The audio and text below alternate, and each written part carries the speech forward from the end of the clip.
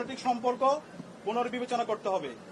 অভিযুক্তদের ফেরত না দেওয়ার পূর্ব পর্যন্ত কূটনৈতিক সম্পর্ক স্বাভাবিক করা যাবে না। এই দাবি অনতিবিলম্বে না মানা হলে এবং আইন শৃঙ্খলা পরিস্থিতি দৃশ্যমান পরিবর্তন না দেখাতে পারলে স্বরাষ্ট্র উপদেষ্টা, আইন উপদেষ্টা এবং পররাষ্ট্র উপদেষ্টাকে পদত্যাগ করতে হবে। এই 3 দফা দাবি আমরা জানিয়েছি এবং একই সাথে আমরা গতকাল থেকে বাংলাদেশের সকল ছাত্র সংগঠন, সিভিল সোসাইটি, সাংবাদিক এবং জুলাইয়ে যে সমস্ত সংগঠনগুলো তৈরি হয়েছে, জুলাইয়ের যারা আমাদের সহযোদ্ধা ছিল, আমরা সবার সাথে গতকাল থেকে যোগাযোগ করছি, মিটিং করছি। ছাত্রদল, ছাত্র শিবির, ইন্ডিপেন্ডেন্ট অ্যাক্টিভিস্ট এবং বামপন্থী সংগঠন, ইসলামিক সংগঠন এবং সব ধরনের নাগরিক, ছাত্র এবং নাগরিকদের সাথে আমরা যোগাযোগ করেছি।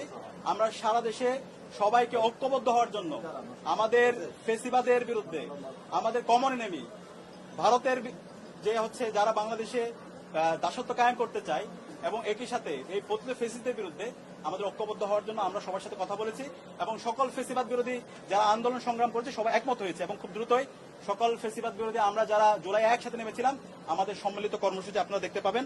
এবং একই সাথে আমরা সারা দেশের মুক্তিকামী ছাত্র জনতাকে আহ্বান করছি, আমাদের প্রত্যেকটা পাড়ায় পাড়ায়, প্রত্যেকটা ওয়ার্ডে ওয়ার্ডে আমরা যেন দেশের আমাদের নাগরিকদের নিরাপত্তা নিশ্চিত করার জন্য আইন শৃঙ্খলা রক্ষায় আমরা যেন গণকমিটি গঠন করি, যে গণকমিটির মাধ্যমে যারা ফেসিবাদের দূষর আছে, খুনি হাসিনা এবং তার দূষর, নিষিদ্ধ ছাত্রলীগ, যুবলীগ, সন্ত্রাসীদেরকে আইডেন্টিফাই করে তাদেরকে যেন থানায় দেওয়া হয় এবং তাদের বিরুদ্ধে যেন ব্যবস্থা নেওয়া হয়। এবং সেই জায়গায় স্বরাষ্ট্র মন্ত্রণালয় নিশ্চিত করেছেন আমাদের যে গণকমিটি গঠিত হবে তাদেরকে সার্বিকভাবে আইন শৃঙ্খলা রক্ষাকারী বাহিনী তাদেরকে সহযোগিতা করবে।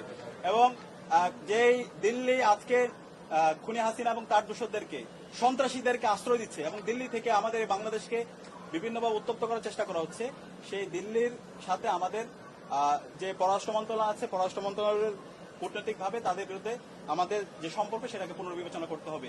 এবং আজকে আমাদের আরেকটি বিষয় আমরা নিন্দা জানাচ্ছি, প্রধান নির্বাচন কমিশনার সে আজকে একটা মন্তব্য করেছে, যে মন্তব্যে সে বলেছে উসমান হাদির উপর যেই হামলা হয়েছে সেটা একটা বিচ্ছিন্ন ঘটনা। আমরা পুরো ছাত্র জনতার পক্ষ থেকে আমরা এই ধরনের মন্তব্যের তীব্র নিন্দা এবং ঘৃণা জ্ঞাপন করছি।